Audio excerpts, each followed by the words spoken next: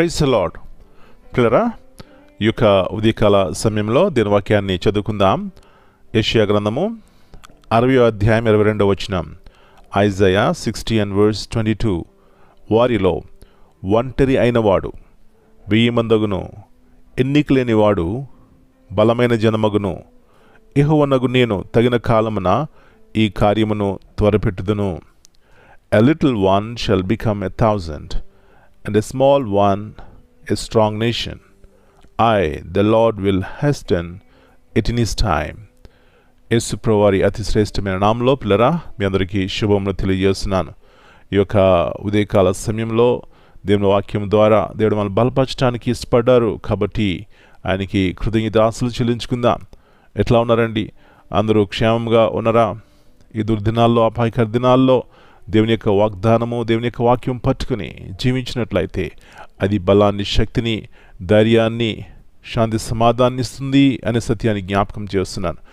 మంచిది. ఇక్కడ చూసినట్లయితే పిల్లరా, వారిలో ఒంటరి అయినవాడు 1000 మందగును, ఎన్నిక లేనివాడు బలమైన జనమగును.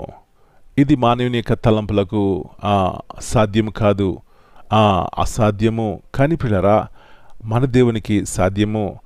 ఒంటరి అయినవాడు 1000 మందగును. దావీదు పిల్లరా ఒంటరివాడే, కానీ 1000 మంది కంటే ఎక్కువ మంది జయించలేని వాడిని జయించాడు. ఇలా చూసుకుంటూ పోతే పిల్లరా, మరి దానియేలు సింహపు బోన్లో ఉన్నప్పుడు ఒక్కడే, కానీ ఆ సింహాలు 1000 కంటే, 1000 కంటే, లక్షల కంటే ఎక్కువ మంది బలమైనవి, కానీ దేవుడు జయమిచ్చినాడు దానియేలుకి. ఎట్లా సాధ్యమైందండి?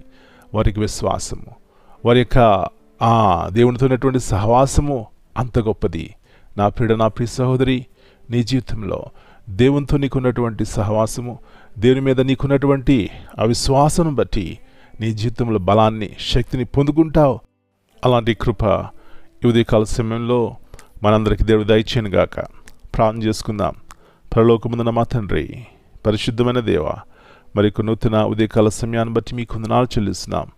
అవునాయనా, ఎన్నోసార్లు మేము బలహీనలమే, బలం లేని వారమే, ఎన్నిక లేని వారమే, కానీ ఎప్పుడైతే మీ వైపు చూస్తామో బలం పొందుకుంటాం, శక్తి పొందుకుంటాం ప్రభువా.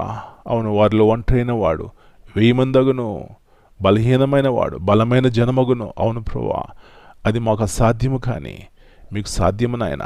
మా భవిష్యత్తు నెరిగినటువంటి దేవుడు కాబట్టి మా పిల్ల యొక్క కుటుంబాన్ని చక్కబెట్టండి, బలపరచండి, సహాయం ఇచ్చేయండి. మీ వాగ్దానాన్ని పట్టుకుని ప్రభువా వారు జయ జీవితం కలిగి ఉండడానికి సహాయం ఇచ్చేయమని, ప్రతి కీడు అపాయాలను తప్పించి మీ సమాధానము ప్రతి కుటుంబమును ఎలుబడి చేయడానికి సహాయం ఇచ్చేయమని యేసు ప్రభువారి అతి శ్రేష్టమైన బలమైన నామమును బట్టి ప్రార్థన చేస్తున్నాను తండ్రి. Amen. My dear brothers and sisters, greetings in the precious name of our Lord and Savior Jesus Christ. Here in Isaiah 60:22, the Bible says, "The least of you will become 1,000, the smallest a mighty nation." This verse is a promise of God's power to transform and multiply what seems small or insignificant. Even the weakest or smallest among God's people can grow into something great, and God blesses them. Amen.